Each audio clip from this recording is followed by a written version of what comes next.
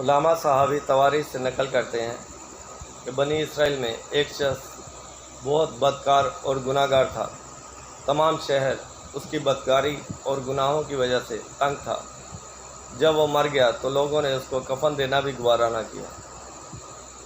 اس کی لاش کو بے گور و کفن پورا کرکٹ کے ڈھیر پر پھینک دیا، یہاں تک کہ اس کی نماز جنازہ بھی ادا نہ کی۔ اللہ تعالیٰ عز و جل نے موسیٰ علیہ السلام کی طرف وحی کی کہ اس شخص کو غسل دے کر خود نماز جنازہ ادا کریں، کیونکہ اس کے تمام گناہوں کو معاف کر دیا گیا ہے اور اس کی مغفرت کر دی گئی ہے۔ تو حضرت موسیٰ علیہ السلام نے عرض کی، یا اللہ، اس شخص کو کس وجہ سے معاف کر دیا گیا؟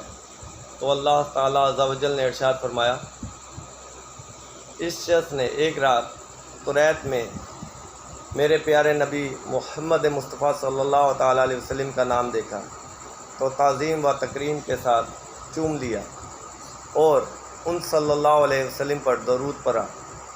میں نے اس درود شریف کی برکت کی وجہ سے اس کی مغفرت فرما دی ہے۔